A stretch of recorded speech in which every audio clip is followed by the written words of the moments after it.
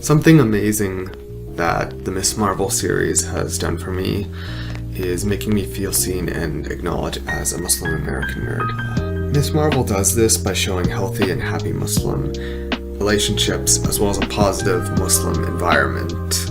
And even the fact that not every Muslim is a perfect conservative, so to speak, because even a lot of us as Muslims, sometimes we just get shown other Muslims who are conservative and are told, hey, that's the only way to be.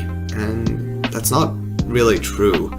We're all unique in our own ways, and that's especially true in the Muslim community, where as a global religion and a religion spanning generations, you're going to have different people from different walks of life and different backgrounds with different ideas of doing things, but they all share one same faith and all understand that as Muslims they have to be there for one another. I think there's this perception in the West where if something bad happens in a Muslim community or a Muslim family, it's because of the fact that family, that community, or even that relationship was Muslim. I consider that to be really damaging because it's a form of shaming someone for who they are rather than looking into what actions took place and what could have been done differently. It's sort of combining the downfall with the fact that it was Muslim, even though that isn't really true to begin with.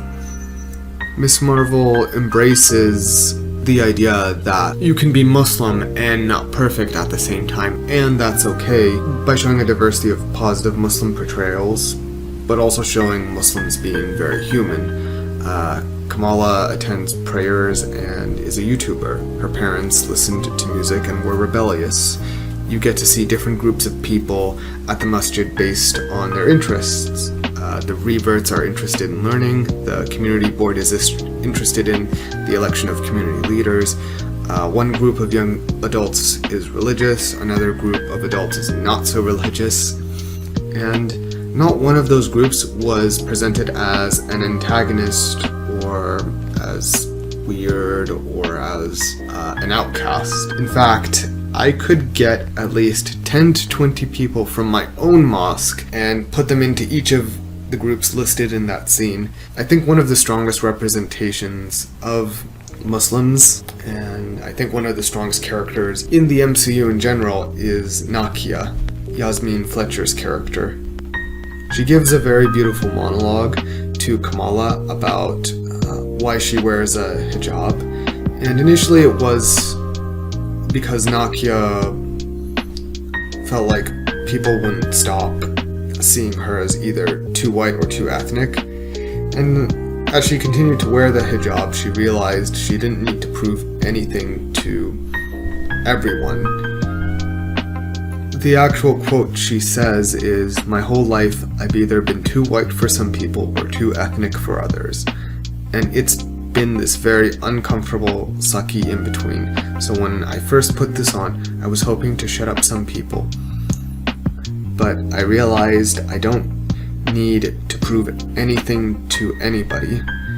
Like, when I put this on, I feel like me, like I have a purpose. The actor went on to say, "I've never heard the mixed experience talked about on TV because it feels like a niche topic, but it's not.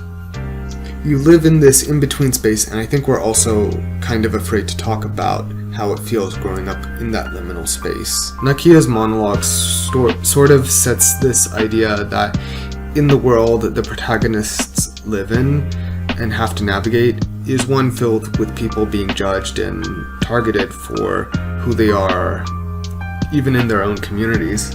At the same time, some of this judgment is harsh, but other times it's a sign of concern. Kamala's parents want her to not go to AvengerCon initially because they are fearful of what she will see there and how she is dressed. What I like is how it's framed as, we're really concerned about you, not that we're Muslims and you have to listen to what we say. They try to be open and communicate with her, and I think that's a really beautiful example.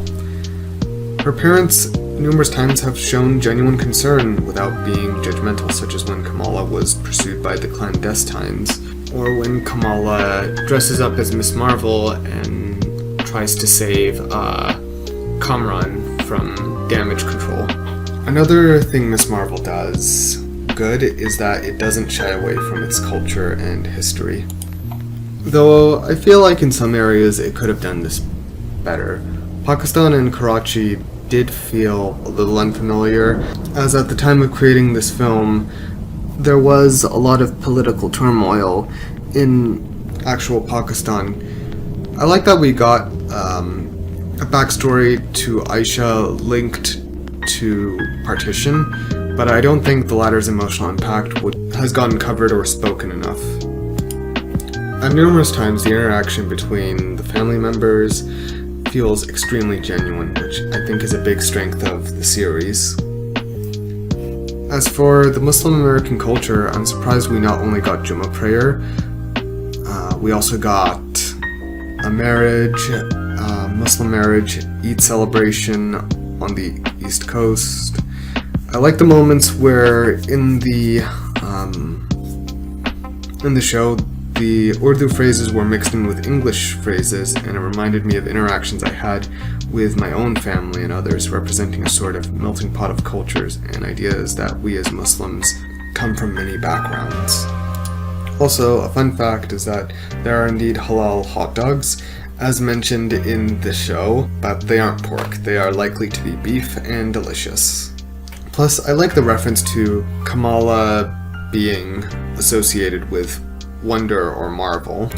It adds a new meaning to Miss Marvel because originally Miss Marvel as a title felt like something Kamala inherited from someone else, but now it adds a new spin on it, making it feel like to be Miss Marvel, to become Miss Marvel, Kamala just had to be herself, a nerdy Muslim Pakistani from New Jersey. And in some way she had to prove to herself that brown girls from Jersey City could actually save the world.